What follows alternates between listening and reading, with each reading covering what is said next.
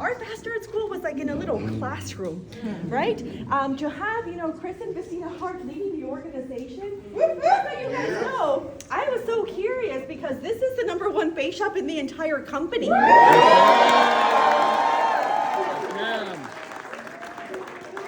I wanted to see, I'm like, what does the team look like? And walking in here, I'm like, I can understand why you guys are the #1 organization in the company. You guys are youth, vibrant, and may I say you guys are all very attractive too, by the way. So if this is your first time at a pregame, you've never heard me, I cannot wait to share with you my story, my journey, how PHP changed my life, how it changed my family's life. Not only are me and my husband millionaires, but so are my siblings. So my entire family's life have changed because of this business. So, but I got recruited when I was 23 years old. And my real estate broker said, hey, dress up on a Saturday and come to this thing. And he said, bring some money. I thought it was a networking event because I did real estate. So when I signed in, I tried to pay at the door because I thought it was a networking event. You sign in, you pay your money, and they give you a mimosa, right? So that's what I thought. So then I go to, pregame and, FaceTime, you're meeting people. I met my husband at a FaceTime. So for any single people in the room, don't miss FaceTime. You don't know who you might meet at FaceTime. But I will say what's really special about this business, it's not just the money that you're going to make, it's who you're going to become to make that money. Does that make sense? So I had a couple of points that I wanted to share with you, especially as we're going into convention season, because I want to say summer and winter both have something in common. A lot of people don't make it. In the winter, people don't make it because it's cold, they have potlucks, they gain the 5 holiday pounds and they don't want to see people, right? But in the summer, it's the same thing. And I have to say, there's a lot of distractions here because it is so beautiful. People don't want to come on a Saturday morning when they could be at the beach or somewhere else. And a lot of people, they get lethargic because now they're going to the summer barbecues, the family events, and every time you're around family, when you're starting something new, they're gonna ask you, are you a millionaire yet? If I had a quarter for every time my brother, Hector Del Toro, said, are you a millionaire yet, Marlene? Are you a millionaire? You're so dumb. I cannot believe that they brainwash you to think that you're gonna be a millionaire one day. That's never gonna happen, right? This is my brother who today he's a millionaire here.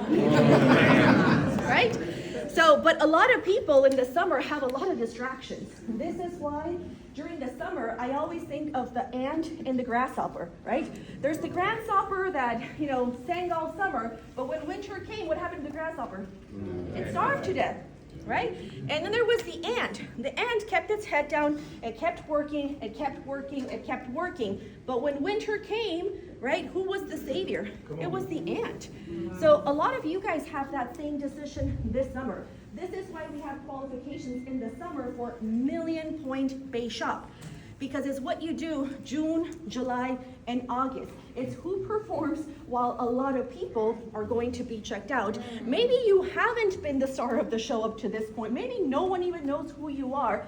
This is your chance to stand out because most people won't have the stamina to keep going. Does that make sense? When people ask, what's the secret to making it? The secret is you gotta keep going. Success is hanging on after others have let go. That's really all it is. And if you think I've been here a year, I suck, I've made, $5,000. We all suck in the beginning. Every single one of us, we suck, right? The difference is that you keep brainwashing yourself and you keep going, okay? So point number 1 is your energy attractive? Because I'm a firm believer that you attract who you are. Everybody's team kind of looks like them. In fact, we have a game at conventions, and here's our game. Guess whose team they're on? Guess whose team they're on? That's the game. And they're like, that's giving, unity vibes. Right? Guess whose team they're on? Guess whose team they're on? And we're like, Cornerstone. Guess whose team they're on? Guess whose team? And they're like, okay, that's WTP, right? And you're gonna realize that everybody's team kind of looks like the leader. They kind of have like the same energy because you attract who you are, right? So your vibe attracts your tribe. So if you're in this room and you're like, how come I don't have any guests in the room, right? Because you don't invite guests, right? Why is my team so negative? Because deep down, when nobody knows, you're negative, right? Why is my team so wishy-washy, so lukewarm? Because you are lukewarm, right? I mean, you may be here and be like, I'm excited, but when you go home, you're doubting yourself. I don't know if I'm going to make it. I don't know if this thing's for me. Low key, you are negative, but nobody knows behind the scenes. So how do you change that? You are the master copy. We used to say, what if 100 people did exactly what you did? Dressed like you, showed up like you, took notes like you, fought to sit in the front like you, fought to qualify for the dinner, what after party, whatever it is. What if everybody was like you? That's going to show you a reflection of your business, but it starts with us, okay? So number one, is your energy attractive? You got to ask yourself, people ask me, who do you prospect? People that I like happy people. I don't like cara de fuchi. Like, I don't like it. Like, if you're not happy, if you're not smiling, I don't want you on my team because it's going to influence my energy and the entire office energy. Does that make sense? And I'll tell you, just recently, I had a director who's been with me maybe for about a year. Super negative. I said, look, you can go to any office, just don't come back to mine. And I gotta tell you, our office has been blowing up ever since because this isn't for everybody. Does that make sense? You have to protect the energy in the room. If your neighbor is not in a good mood, you gotta tell him, hey, put a smile on your face, right? So you gotta make sure that you're protecting that energy, okay? So you are the master copy. Are you attractive? You know how else your energy will be attractive? If you are growing. I always say children are the happiest people on the planet because they are always growing. They're always changing. They're always evolving, right? So for example, my 1-year-old, he went from crawling and now he's walking. He's wobbly, kind of looks like Bambi, right? He's wobbly, but they're always doing something new, right? They're wobbly, now they're really walking, now they're running, right? The toddler phase is the best because they say the weirdest things, okay? Like, I don't know how they come up with it. Look what I can do, right? And my 3-year-old started calling the brothers because you're a chungus mungus. What does that even mean, right? Like, how do you even come up with it? But they're always learning, they're always evolving, they're always growing, right? And sometimes as adults, we just kind of stop, We develop a sense of self, and the sense of self was typically given to us as children. You'll see 18-year-olds that will say, I can't do it because I'm too shy, I'm scared of people, and they'll repeat labels that they heard as kids. Only you get to define the label that you want to be. Okay? I always say that life is a movie and you get to pick your character. You can be the leading lady or you can be the supporting cast. And if you don't like the character that you have, kill that character and create a whole new one. How do you do that? Start acting like that person. If you are the next MD, if you are the next ring earner, how does that person show up? Right? I'll tell you, there was a time in my business where I went from a $250,000 to $1 million like in 18 months. And that's because I was tired of being stagnant. I'm like, when I was a kid, I want to be a millionaire when I grow up. But along the lines, I realized I had stopped saying it. Wow. I don't even know when that happens, right? So at around $250,000, I'm like, that's it. I want to be a millionaire. And I remember it was like a project, okay? I had a vision board, I had affirmations. What does this person look like? What time do they show up? How do they dress? How is their body language? What books are they reading? Who are they talking to, right? And you get to become the part. You act as if. Why do we pay actors millions of dollars? They win an Oscar, they win a Grammy. Why do we pay them so much money? Because they get to become a whole new creation, right? You see an artist like Beyonce off stage, something else. But on stage, that's Sasha Fierce. That's not even the same person, right? So you have to stay in character mode because your brain doesn't know the difference, right? Initially, you might feel like, I'm faking it till I'm making it, but your brain won't know the difference, okay? You have to stay there. Here's another one. Declutter your life. I know that this might not be a big deal, and you're like, what the heck does this matter? The way you treat the little things will be the way you treat the big things, okay? When I used to do real estate, I was 18 years old. My job was to go to somebody's house and take a report of everything in that family's life, right? And I didn't know. My broker's like, I want to know everything. What does the house look like? Did they offer you water? What does the dog look like? I don't know, but I was a pretty good writer, so I used to write a full report, right? Cool house, they gave me food, they offered me some tea, lovely family, great. My other report, that house was dirty. They had a little freaking chihuahua. That dog almost bit me. The dishes. They always ask, were the dishes dirty? I didn't know why they asked. And it wasn't until 2 years later that I realized the broker would charge the fees according to my reports. Because the psychology was this. If the house is clean, dishes are clean, their life is in order. They have good credit. They will read the fine print, and you cannot overcharge that person. Right? But on the other hand, right, they said if the house is a mess, the dishes are dirty, blah, blah, blah, they have messy credit, and they have a messy life. And it didn't hit me till I became an adult. Does that make sense? I don't know what your car looks like, and I'm not going to go inspect your car, okay? But the way your car is the way your business is. The way your closet is the way your business is. Does that make sense? Every 3 months, I have to declutter.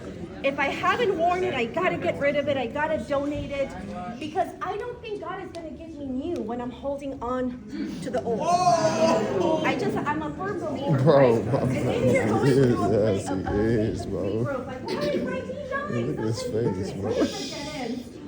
So that your hair can grow big and healthy again, right? There's a reason why you have to go through that, right? But I'm going to tell you, it's not that your car is a mess. It's that your credit is a mess. It's that you're behind on your bills.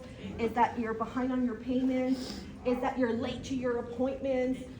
Because it is a character issue, you see? So when I started to make money, one of the first things I changed was the little things. I was always on time. Always on time. I always kept my space, and I'm an A-type personality. It means I'm all over the place, right? But I would try to keep my space clean because when there is clutter, there is also anxiety and depression.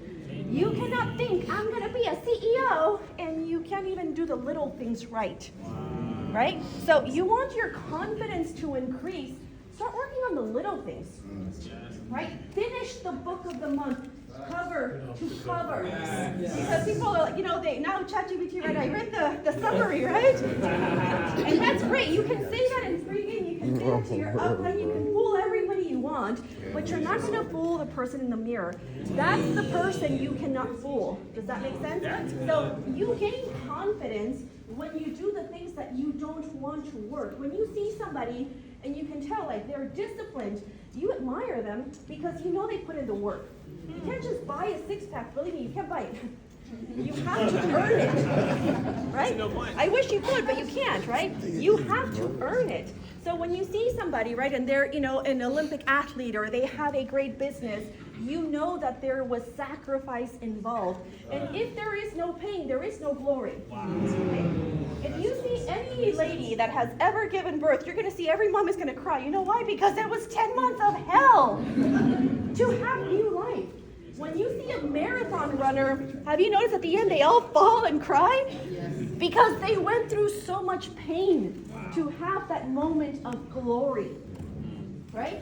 So if you're hurting right now, that's great, you should be. It's building your character, right? And let me tell you, I say this in my organization, and I don't know if it's going to be popular here, okay? But I really want to create a culture where men outwork women. Yes. I just really believe that. I really believe that, right? I do couple seminars and I say the husband's role is to be a protector and a provider, and here's what that means. They're supposed to work a little bit more. I have 4 boys and I tell them, what is your role to protect women? Who should work the most? Men should work the most, right? And why? Because God designed men to build and to lead. This is why you have bigger shoulders, This is why you're taller. This is why you're stronger. This is why you wake up every morning with a burst of testosterone, right? Every single morning, right? So we live in a society where I feel men are being bashed, right? Most college graduates are women. And I think men have forgotten that God built them, right? To lead, right? To work, to create an empire. And I think sometimes we don't tell them how powerful they are supposed to be, right? And then the flip side, we also teach the women, right, that our job is also to support the man and to be there, but to remember, we have to allow ourselves to be led by the men, right? So we're going to talk about that in a little bit, okay? So with that being said, guys, I cannot wait to spend time with you in training. Those of you that qualified for the after party, I think you can still qualify for the after party. So we're going to get a chance to get to build a relationship. Honestly, I'm just here to scout the room. I'm here to look at the eyes. I'm here because company one is going to ask who's the next player, like who's coming up, right? So who's making the vertical leap? And my job is just to, take note and go and tell Tigran, this is what I saw, and this is what's happening in SOS, right? Yes, ma'am, let's go. I'm going to see who's taking notes, who's sitting up front, who had guests, who has the most activity. You might not think I noticed, but I notice, okay? I always know who's growing and who's dying by looking at your feet. Wow. If you're growing, your feet are pointing at me, your body language is pointing at me. If you're not growing, you may be talking to me, but your feet are like this. Like, yeah, Marlene, but yes, it means you cannot wait to run away. You can tell, right? Because when you look at them in the eye, they're going to be like, oh, she knows. Believe it, we do know. So thank you guys for your time.